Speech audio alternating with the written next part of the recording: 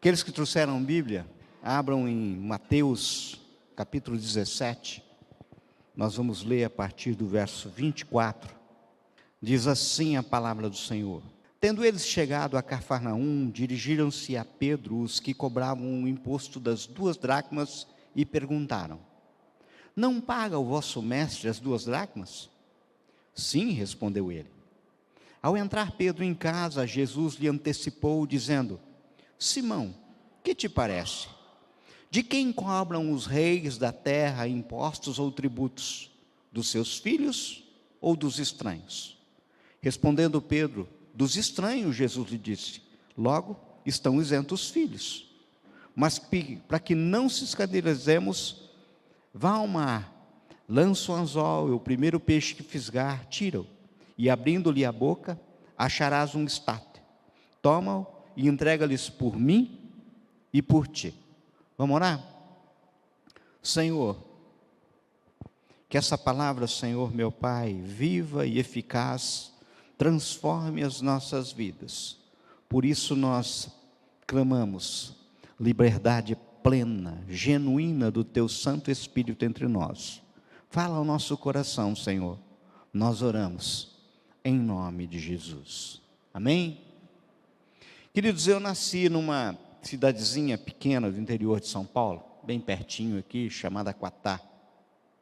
A casa da minha infância, ela ficava encravada entre a casa da avó e casa de tios. Os quintais eram grandes, com muitas frutas: goiabeira, abacateiro, mangueira, romã, amora. As cercas eram de balaústre, de modo que, não obstante haver inclusive alguns portões que interligavam os quintais, nós tínhamos algumas balaústras soltas que permitiam que nós transitássemos livremente pelos quintais. A minha família sempre foi assim muito numerosa, pois minha mãe possuía 6 irmãos, meu pai 5 irmãos. Imaginem a quantidade de primos, sem contar que meus pais também possuíam tios e primos, e todos moravam muito perto um do outro, de modo que era muito fácil a gente juntar 10, 20, 30 crianças brincando juntos, primos, amigos. As brincadeiras eram assim: pique-esconde, balança-caixão, lenço atrás, passa-anel, sabe? Os meninos brincavam de rodar peão e conduzir pneu na rua. Os mais velhos aqui lembram, sabe? Muitas vezes era um pneuzinho pequenininho que era com arame na ponta. Já as meninas brincavam geralmente de boneca, de fazer comidinho, de roda. As brincadeiras eram muitas vezes, elas se estendiam durante toda a noite. As casas, poucas elas tinham televisão. Eram brincadeiras que soavam enquanto os nossos pais conversavam com cadeiras na calçada. Incrível que todos se conheciam.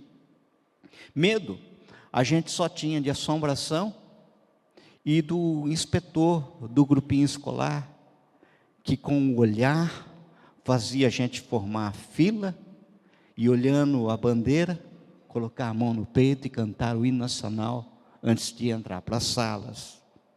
Me lembro da época de Natal, que a gente enfeitava goiabeiras com algodão para fingir que era neve, pendurava bolinhas coloridas, e elas estavam geralmente numa lata de tinta, que estava enfeitada ou coberta com papel de presente para ficar mais bonitinho, né?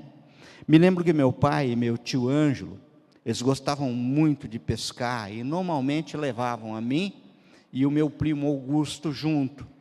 Sabe, pescaria em riacho, pescaria com varinha de bambu. Eu achava maravilhoso, pois eu sempre era o que pegava o primeiro peixe. Só depois de grande, e de um pouquinho, talvez um pouquinho mais esperto, eu percebi que, na realidade, meu tio Ângelo, ele fisgava o peixe, e depois, quando ele percebia que esse peixe não conseguia mais fugir, ele colocava num arbusto, fingia que fazia alguma coisa, e pedia para mim segurar a varinha. Eu percebendo que estava puxando, eu tirava o peixe para fora, sabe?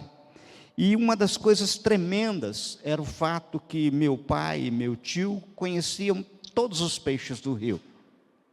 Eu era muito pequeno e ele batia o olho e já dizia se era um lambari, um bagre, um piau, sabe? E ainda emendavam muitas vezes: olha, esse é aquele um que você perdeu a semana passada, olha a nadadeirinha aí, que está machucada. E eu acreditava naquilo, eu acreditava e ficava admirado com meu tio e meu pai, que sabiam das coisas, conheciam os peixes do rio. Mas por que eu estou falando tudo isso? Bem, pelo simples fato de que, além de eu gostar dessas memórias, de lembrar dessas memórias, eu acho que o texto que acabamos de ler tem muito a ver com tudo isso. Eu tenho saudade do tempo em que conhecíamos cada uma das crianças que brincavam com a gente sabia seus nomes, onde moravam, quem eram seus pais, quem eram seus avós, conheciam e até reconheciam as pessoas pelo jeito de andar. Essas coisas marcavam. Esse texto que lemos é igualmente mágico, e ele é maravilhoso. Eu quero falar para vocês de um Deus que conhece todos os peixes, de todos os riachos, de todos os rios, de todos os mares, de todos os oceanos, assim como Ele te conhece, assim como Ele me conhece. O texto que lemos nos aponta que um dia Jesus volta para casa e entra primeiro, entra antes de Pedro. E neste momento chega o pessoal assim, digamos, da Receita Federal, aqueles que vieram receber o imposto, vieram receber uma taxa. No caso, os fiscais perguntaram se Jesus não pagava imposto. E Pedro responde que sim, e entrando em casa, Jesus se antecipa e faz uma pergunta a Pedro: Simão, que te parece? De quem cobram os reis da terra impostos ou tributos? Dos seus filhos ou dos estranhos? Respondeu-lhe Pedro: dos estranhos. Jesus logo disse: logo estão isentos os filhos. Vejam, preste atenção. Jesus, na realidade, era isento de impostos. Isto porque ele era descendente de Davi. E no caso, no primeiro livro de 1 Samuel, capítulo 17, verso 25, nos dá conta que um dos privilégios que Davi alcançou quando matou o gigante Golias era a isenção total de impostos para ele e para os seus descendentes. 1 Samuel 17, 25 diz assim: e diziam uns aos outros: viste aquele homem que subiu? Pois subiu para afrontar a Israel. A quem o matar, o rei o cumulará de grandes riquezas e lhe dará por mulher a filha. E a casa de seu pai isentará de impostos em Israel. Jesus, em outras palavras, poderia reivindicar isso, pois era a casa de Davi. Mas para que não houvesse nenhum escândalo, ou seja, em suma, para que não criar nenhuma confusão, para que eles não achassem que ele queria burlar a lei, embora ele não estaria burlando a lei, porque ele poderia legitimamente invocar a isenção, ele diz a Pedro o seguinte: Pedro, vai aqui na frente, no mar da Galileia, lança um anzol, e o primeiro peixe que pegar, abre a boca, e dele retirará de lá um estáter. Estáter, na realidade, era uma moeda grande, era, por dizer assim, um patacão que valeria 4 dracmas. Daí, com esta moeda, você paga um imposto meu e teu. Agora, entenda, o imposto de 2 dracmas era justamente a taxa anual que era cobrada para a manutenção do templo. Êxodo 30, 13 a 15. Taxa de manutenção do templo para adorar a Deus. Pensem comigo.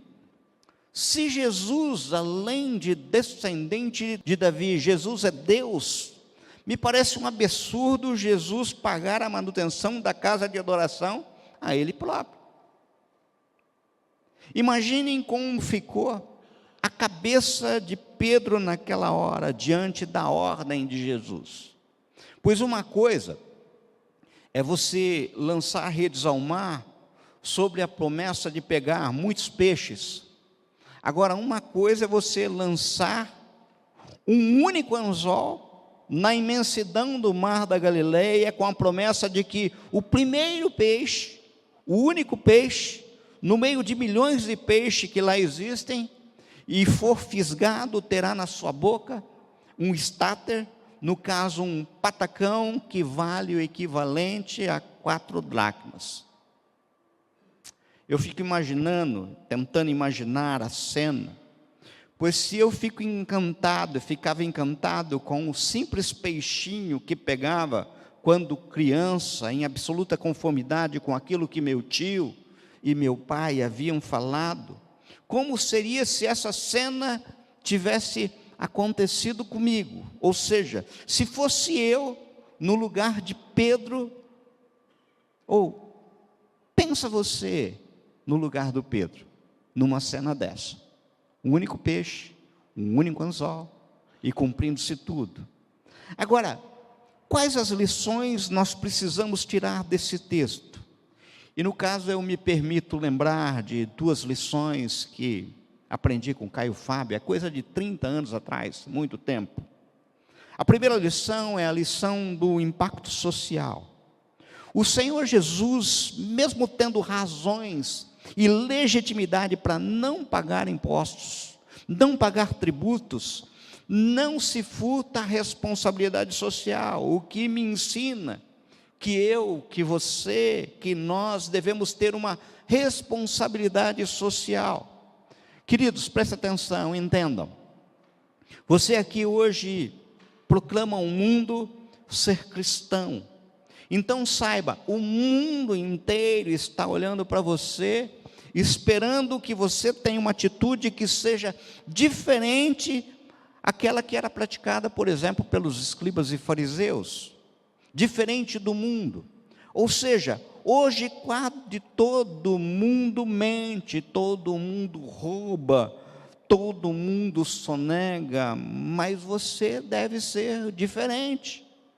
Meus irmãos, o que eu quero dizer é para você: não escandalizem o nome do Senhor Jesus, como tem feito muitos que dizem cristão, mas agem fora de forma muitas vezes vergonhosa, quando muitas vezes você se diz crente e age do jeito que o mundo age, sem nenhuma diferença, igualzinho. Queridos, eu bem sei que o governo, em especial o nosso, não inspira que nós sejamos, digamos, muito lá, corretos, mas por favor, nós devemos seguir o exemplo de Cristo. Eu pensei que muitos podem dizer, pagar imposto é tão difícil que Jesus, para poder fazer isso, teve que fazer um milagre. Mas a quem pertence tudo? A lavoura pertence a quem? A casa de fato pertence a quem? O carro de fato pertence a quem? Ou a gente precisa refletir mais uma vez a respeito de mordomia cristã. O que é mordomia cristã? Agora o texto também nos traz uma segunda lição, a lição que nos traz um impacto psicológico.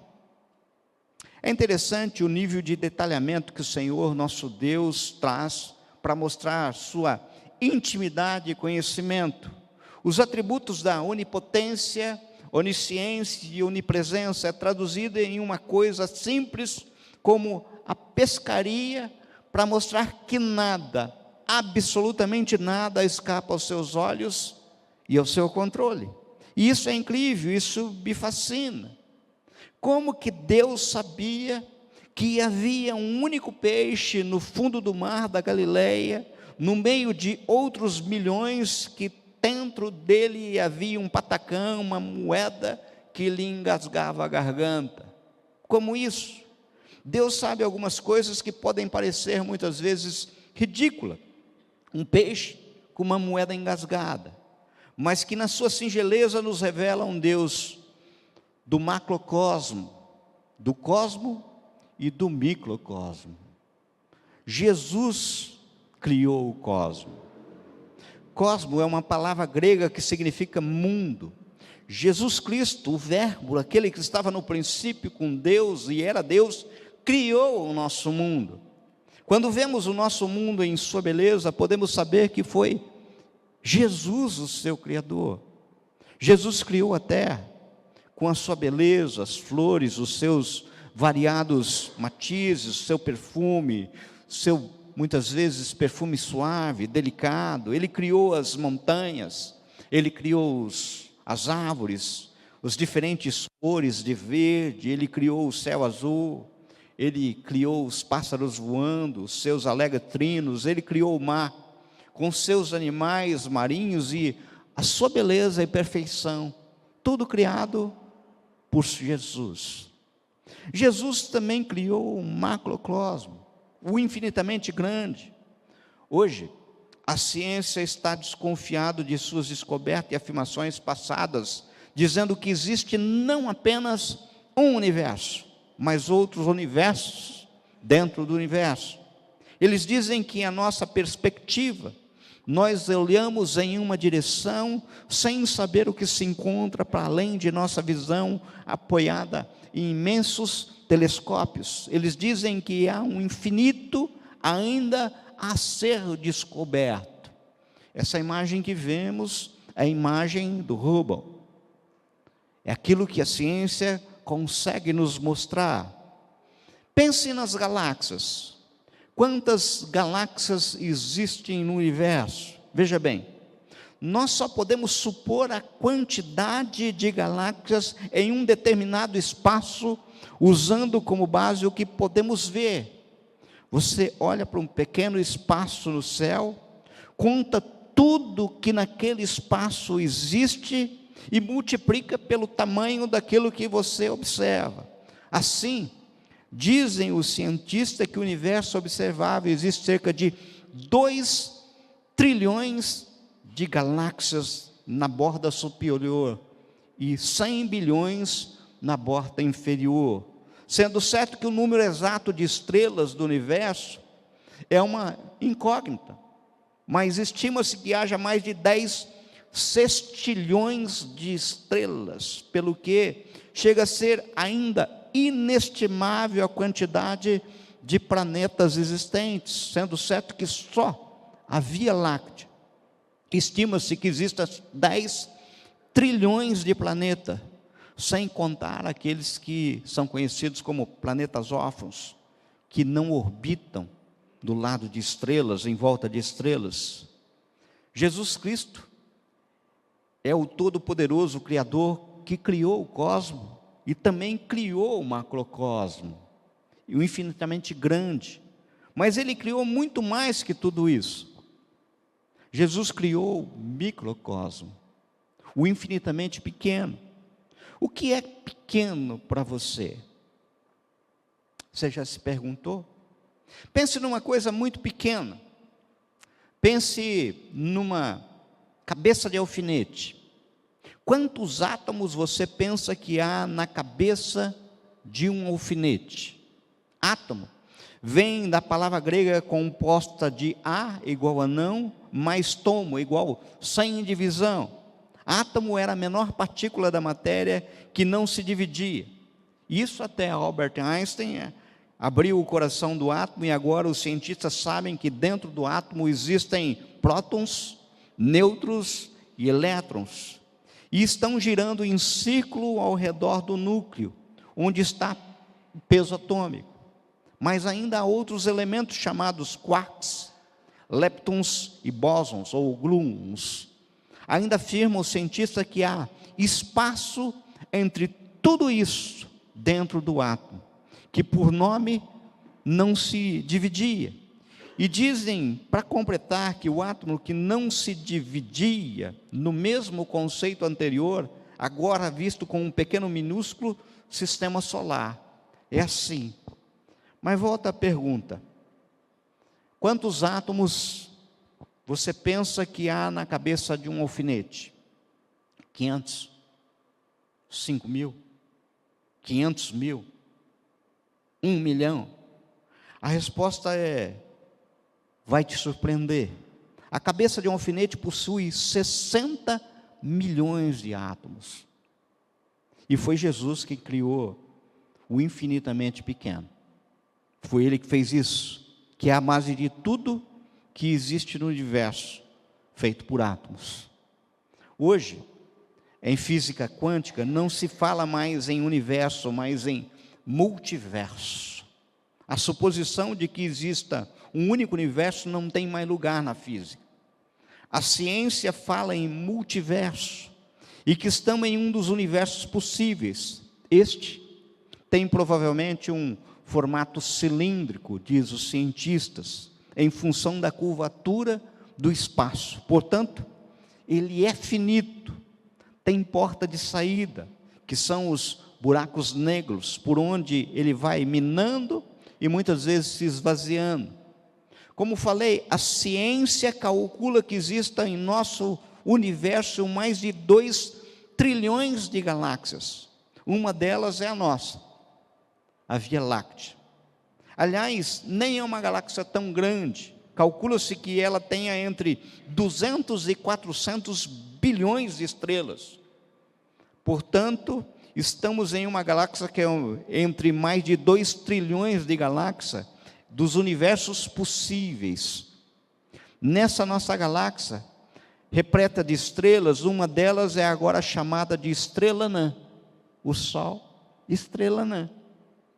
Em volta dessa estrelinha giram algumas massas planetárias, sem luz próprias, 9 ao todo, alguns afirmam ser 8. A terceira delas, a partir do Sol, é a Terra. O que é a Terra? A Terra é um planetinha que gira em torno de uma estrelinha, que é uma entre 200 e 400 bilhões de estrelas, que compõem uma única galáxia, em uma entre 2 trilhões de galáxias de um dos universos possíveis. Daí você começa a ter noção da sua importância, ou seja, como nós somos importantes. Nesse lugarzinho chamado Terra, tem uma coisa chamada vida. A ciência calcula que em nosso planeta acha de mais de 30 milhões de espécies vivas, mas até agora só classificou cerca de 3 milhões de espécies. E uma delas é a nossa, Homo sapiens. Se bem que tem gente que diz que existe mulher sapiens também, mas isso é outra coisa. Que uma entre esses 3 milhões de espécies, já classificados, vive num planetinha que gira em torno de uma estrelinha, que é uma entre possíveis 400 bilhões de estrelas que compõem uma galáxia, que é uma dentre 2 trilhões de galáxias de um universo possível. Essa espécie tem cálculo de 2002, aproximadamente 8 bilhões de indivíduos no planeta. 8 bilhões de pessoas. Ou seja, quem é você para a ciência? Você é um entre esses 8 bilhões de indivíduos. Pertence a uma única espécie entre as outras 3 bilhões que foi classificado. Sabe? Que gira em torno de uma estrelinha que é uma entre 400 bilhões. Que compõe uma das galáxias entre as 2 trilhões de galáxias possíveis. E por isso, no dizer do Mário César Cortella, afirma às vezes da vida que alguém lhe pergunta: você sabe com quem está falando? A primeira coisa que ele responde é o seguinte: você está com tempo? Porque eu vou te contar com quem você está falando. Agora, Deus, que conhece aquele peixinho dentro do mar da Galileia, consegue responder essa pergunta com uma singeleza e ao mesmo dentro de tanta riqueza, nos surpreende. Ou seja, Ele conhece você, Ele me conhece.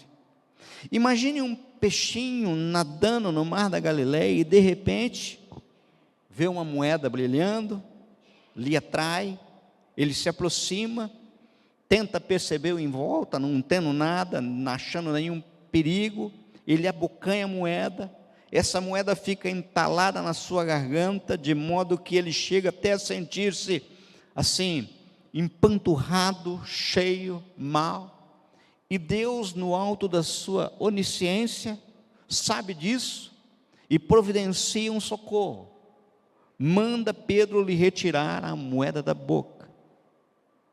Acho que a gente nunca pensou sobre esse ângulo. Só Ele, Deus, é quem verdadeiramente te conhece, me conhece, pois Ele conhece muito mais do que a tua esposa te conhece. Ele conhece porque conhece o teu cheiro, Ele conhece o teu jeito, as tuas virtudes, os teus defeitos, e do mesmo jeito daquele peixinho, aquilo que está dentro de você, na tua garganta. Queridos, existem pessoas que você conhece, uns mais, outros menos. Ou seja, por exemplo, já conheço no olhar, quando, por exemplo, o Marcão está triste, eu bato o olho nele e eu sei. Eu conheço a Pati, quando ela está cansada pelo respirar dela. Eu conheço muitas pessoas aqui, a dor pela sua feição, pelo conviver, pelo dia a dia. Minha esposa, então, como eu conheço, sabe? E ela me conhece também, isso é maravilhoso. Que muitas e muitas vezes nós nos comunicamos, inclusive só no olhar, no jeito de andar. A história junto, em conjunto, em comunhão, nos faz conhecer um ao outro. Agora, afora isso, temos nós mesmos um autoconhecimento. A gente se conhece. Eu conheço o meu físico, aquilo que está doendo.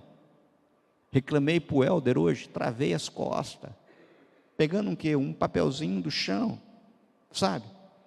A Ana se conhece melhor do que eu a conheço. Agora, aí vem um Deus que conhece a Ana melhor do que ela se conhece. Vem um Deus que conhece a mim mesmo melhor do que eu me conheço, sabe? Assim sendo, é imperioso concluir que é somente para Deus que de fato existimos em essência. Ele sabe tudo e conhece tudo. Mas por que eu estou falando isso hoje? Onde eu quero chegar? Já há algum tempo tenho observado pessoas que se sentiam sozinhas, ou seja, ao invés de falarem, vocês sabem com quem estão falando, se sentem tão somente como mais algum, pequenininho, frágil, insignificante, pessoas que muitas vezes se sentem um número, só mais um entre 8 bilhões de indivíduos, sabe?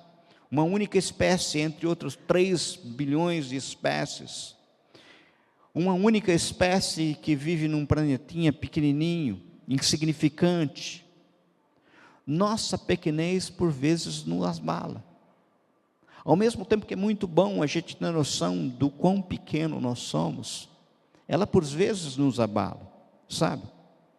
Existem coisas que absolutamente são verdadeiras, e eu não sei se vocês já prestaram atenção.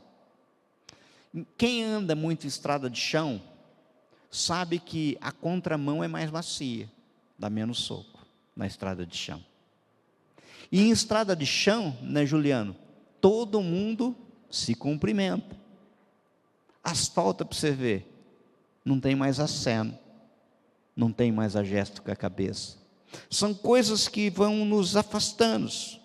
Mas hoje eu quero falar que aquele que conhece um peixinho no mar da Galileia, conhece você, mulher, conhece você, homem, conhece você, rapaz, conhece você, moça.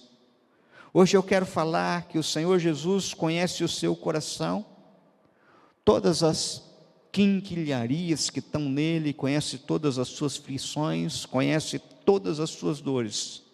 Que o Senhor quer falar hoje é que se você não existe para os outros, você existe para Ele, sabe? Se você não existe para o seu vizinho, você existe para ele. para Ele, você é sobremodo especial, individual. Isso nos dá outra perspectiva, pois se para muitos, por vezes, podemos passar despercebido, podemos nos esconder dele, nós não podemos de jeito nenhum fugir, senão olha o que o salmista nos diz no Salmo 139, acompanhem comigo. Salmo 139, verso 1, Senhor, Tu me sondas e me conheces, sabes quando me assento e quando me levanto, de longe penetras os meus pensamentos, esquadrinhas o meu andar e o meu deitar, e conhece todos os meus caminhos, ainda a palavra não me chegou à língua, e Tu, Senhor, já conhece toda. Tu me cercas por trás e por diante, e sobre mim pões a mão. Tal conhecimento é maravilhoso demais para mim, e sobremodo elevado, não posso atingir. Queridos, esse Deus, o nosso Deus, Ele é onisciente, Ele te criou, e Ele te conhece. Nada para Deus é oculto. Ele conhece cada estrela do universo e chama cada um pelo nome, e nenhuma se atreve a faltar. No Salmo 147, 4, foi Ele quem resolveu quantas estrelas teria nos universos possíveis e chama pelo nome. Deus também te conhece. Ele conhece cada célula do nosso corpo, cada fio de cabelo da nossa cabeça, Deus conhece. Como lemos, Deus ainda nos sonda, ou seja, Ele nos examina. Os olhos de Deus penetram os nossos pensamentos e esquadrinham o nosso andar, o nosso deitar. Ele conhece os nossos caminhos, até as nossas palavras, antes de chegarem na língua, antes que eu fale.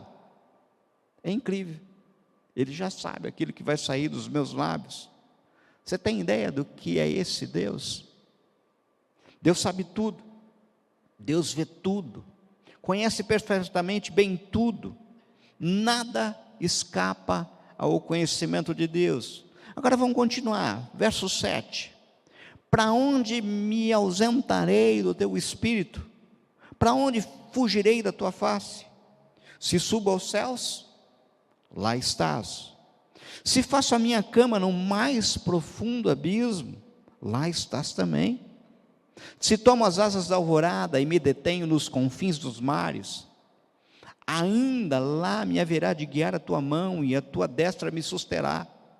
Se eu digo às trevas, com efeito me encobrirão, e a luz ao redor de mim se fará noite, até as próprias trevas não te serão escuras. As trevas e a luz são a mesma coisa. Nós temos um Deus que é onipresente, Ele é inescapável, nós jamais podemos nos esconder dEle, ou nos ausentar do campo de visão dEle. O Espírito de Deus está em todo lugar. Aonde eu posso ir para escapar do seu Espírito? É isso que o salmista está perguntando. E ele conclui, não tem como. Deus está em toda parte. Não há nenhum canto do mundo, do universo, onde pudéssemos nos esconder de Deus. Agora vamos continuar, verso 13. Pois tu me formaste no interior, tu me teceste no seio da minha mãe. Graças te dou, visto que por modos assombrosamente maravilhoso me formaste. As tuas obras são admiráveis e a minha alma o sabe muito bem. Os meus ossos não te foram encobertos, quando no oculto fui formado e entretecido como nas profundezas das terras. Os teus olhos me viram a substância ainda informe, e no teu livro foram escritos todos os meus dias, cada um deles escritos e determinado, quando nenhum deles havia ainda.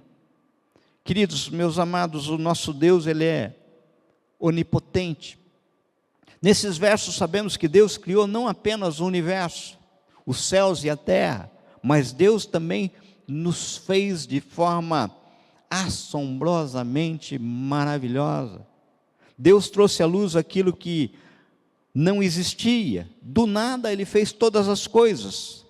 Ele é a causa de todas as coisas. O nosso Deus existe antes de todas as coisas e tudo veio a existir por Ele e para Ele. Sabe? Quando nós vemos em especial aquilo que está no verso 13, que Deus nos moldou no ventre da nossa mãe, ali Deus fez cada célula do nosso corpo. Ele colocou em nós todos os códigos genéticos. Segundo o Dr. Marshall Nirenberg, Prêmio Nobel de Biologia, temos em nosso corpo 60 trilhões de células vivas. Em cada célula há 1,70 centímetros de fita de DNA, onde estão gravados de forma quase que computadorizada os nossos dados genéticos. Isso é tão tremendo que, se nós esticarmos as fitas de DNA do nosso corpo, nós teríamos 102 trilhões de metros de fita, ou seja, 102 bilhões de quilômetros no teu corpo. A fita do teu DNA. Nós não somos produtos de acaso. Nós não somos frutos de uma explosão cósmica. A evolução é uma teoria improvável e impossível. O que na verdade permanece é um fato irretorquível, irrefutável, absoluto. Deus vivo e verdadeiro, Ele é o Criador de todas as coisas. O nosso Deus é, portanto, onipotente, o Senhor Todo-Poderoso. Sabe, meus amados, podem acreditar. Quem sabe o que tem na boca de um peixinho, com certeza sabe o que há no coração de uma mãe, sabe o que há no coração de um pai, sabe o que há no coração da esposa, sabe o que há no coração do filho, sabe o que há no teu coração nessa noite. Na realidade, Deus está dizendo para você nessa noite que, do mesmo jeito que eu sabia o que engasgava a boca daquele peixinho, eu também sei o que te engasga. Aquilo que você engoliu e vem engolindo ano após ano, mês após mês, sabe? Dia após dia. Existem pessoas que não suportam mais. A gente poderia dizer assim, tem pessoas que vivem engolindo sapo. Sapo da indiferença, da solidão, dor física, dor da alma, de desprezo.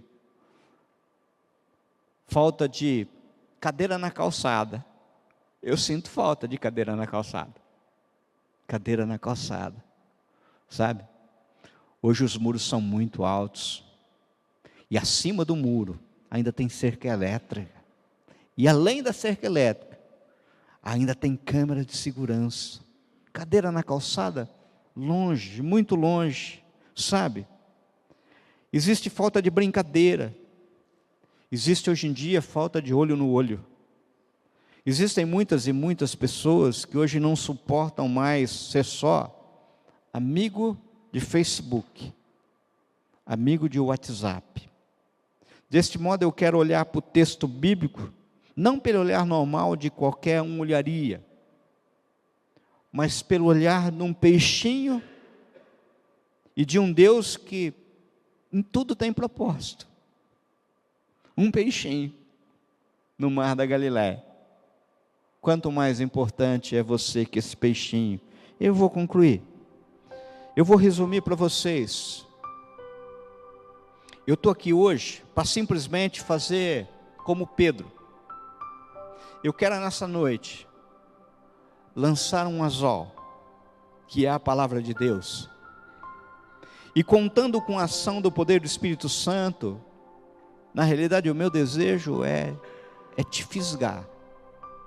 Não para depois engolir você com regras, religiosidade e obrigações, tal quais aquela de pagar 2 dracmas para manutenção do templo, feito por mãos humanas. Não, não. Mas simplesmente para te desengasgar, te desintoxicar, retirar o starter que lhe entope a boca e que muitas vezes vai te levar à morte. Morte muitas vezes lenta, de muita dor. E daí ainda te falar que há um exemplo de um peixinho entalado no mar da Galileia. Aquilo que hoje te mata, te sufoca, na mão de Jesus pode se transformar em algo de muito valor. Muito valor. Foi muito importante. Pedro naquele dia levou para casa um starter, equivalente a 2 dracmas, e se safou da cobrança de homens. Meu querido, minha querida, não há mais nenhuma cobrança do inferno contra você, pois o preço total já foi pago na cruz, há 2000 anos atrás. Não tem mais nenhuma cobrança. Mas existe sim uma cobrança social e psicológica, e todos os dias na sua vida, Jesus, que trata de nós como um todo, do mesmo jeito que aliviou o peixinho, continua, sabe, nos aliviando. Pedro foi livrado dos fiscais, hoje ele quer fazer um milagre na minha vida, na tua vida. Jesus lança uma proposta, a única proposta que está de pé há 2000 anos. A proposta é essa: vinde a mim, todos vós que estáis cansados e sobrecarregados, e eu vos aliviarei. Tomai sobre vós o meu jugo e aprendei de mim, porque sou manso e humilde de coração, e achareis descanso para a vossa alma, porque o meu jugo é suave e o meu fardo é leve. Como é que você entrou aqui hoje? Está como Pedro, sendo cobrado como o mundo cobra? Ou está como o peixinho da Galileia, sufocado, entalado na garganta? É uma pergunta que você pode responder ao Senhor. Por isso eu te convido a orar. Senhor, meu Deus, quantas pessoas entraram aqui, Senhor meu Pai, e não entendem um Deus que é um Deus do macro, do micro, do cosmos. Um Deus que conhece cada célula do nosso corpo, cada átomo. E Senhor, conhece todas as estrelas, todos os planetinhas, todas as galáxias, todos os universos possíveis. Nós, tão pequenininho, não conseguimos ainda detectar tudo. E tudo foi feito por obra da tua mão, Senhor. Isso é por demais maravilhoso. A gente, quando se dá conta da tua grandeza, Senhor meu Pai, a gente fica pequenininho, mas ao mesmo tempo, Senhor, a gente se sente grande quando a gente percebe que mesmo pequenininho o Senhor se importa conosco. O Senhor nos conhece, o Senhor sabe a dor do nosso coração. E Senhor, se o Senhor é capaz de desengasgar um peixinho, um único peixinho, solto no mar da Galileia, sufocado com um patacão, o Senhor conhece o nosso corpo e sabe aquilo que nos engasga, as nossas emoções, a nossa fraqueza, aquilo que está engasgado na nossa garganta. Senhor, nós te pedimos, Senhor, tira nessa noite, Pai, faz isso para louvor da tua glória, faz isso para que a nossa alegria seja completa. Nós oramos em nome de Jesus, amém?